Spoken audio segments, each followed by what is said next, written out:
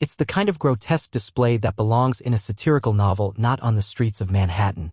While Prince Harry risked his safety in war-ravaged Ukraine, his wife Meghan Markle traveled a laughable 1.2 miles across New York City in a 4-car security convoy that included unmarked NYPD vehicles with flashing lights and 2 intelligence detectives just to dodge invisible crowds.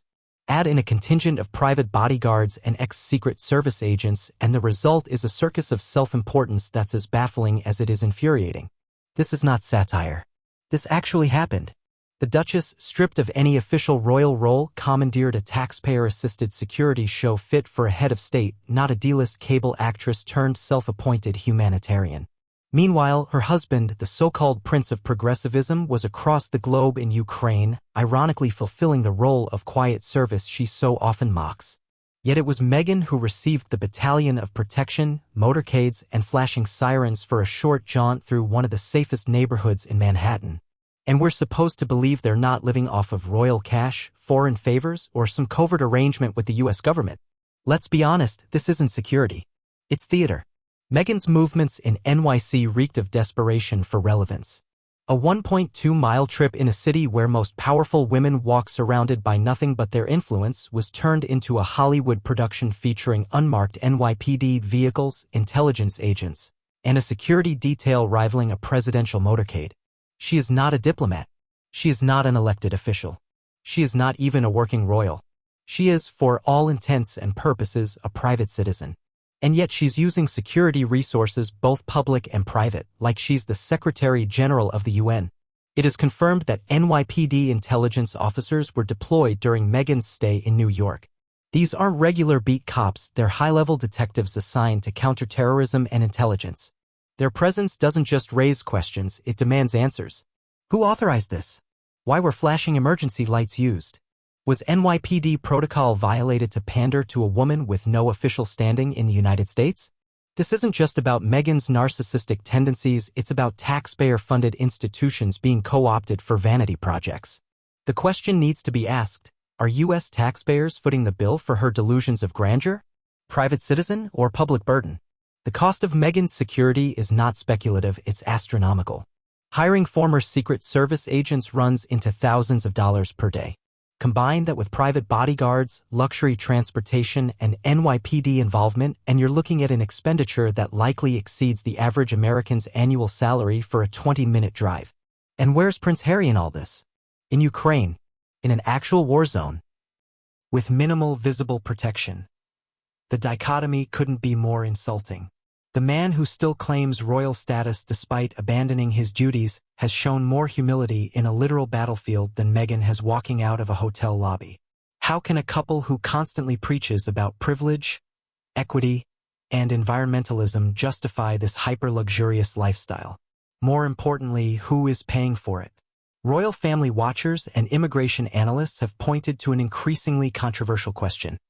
Is Harry's visa status in the United States providing them with access to federally assisted protection? Because if that's true, and if any public money is being used to safeguard Meghan Markle during her vanity tours, there is a legitimate case for congressional inquiry. King Charles's wallet, open or closed?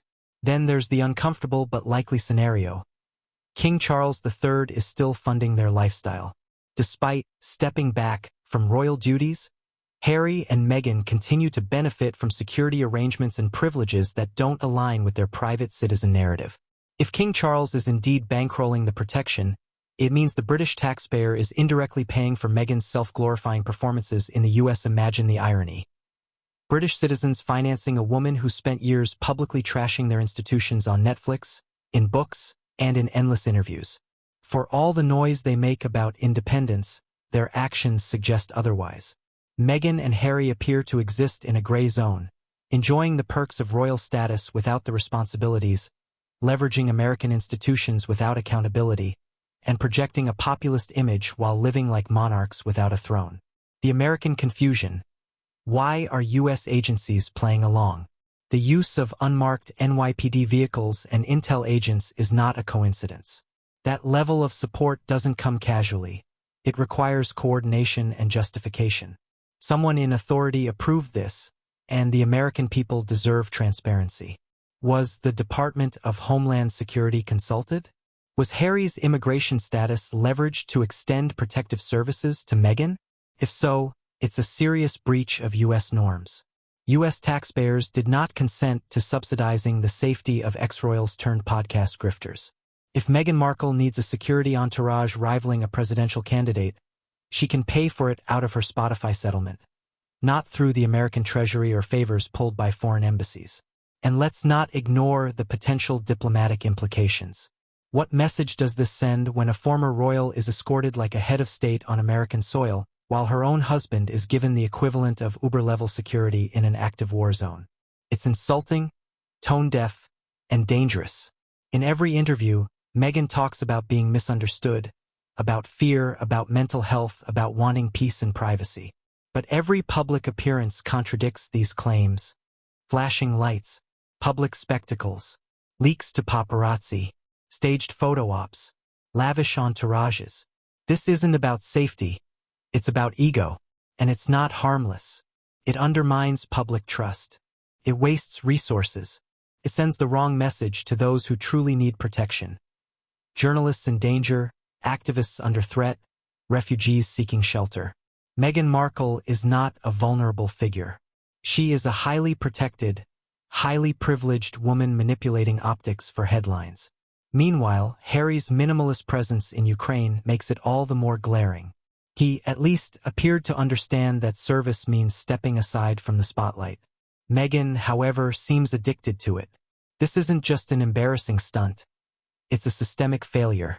It's a breakdown in policy, in optics, and in leadership. Meghan Markle's 1.2-mile security parade is more than a vanity project. It's a cautionary tale of unchecked entitlement, blurred diplomatic lines, and institutional complicity. Americans and Britons alike deserve answers. Who paid for this?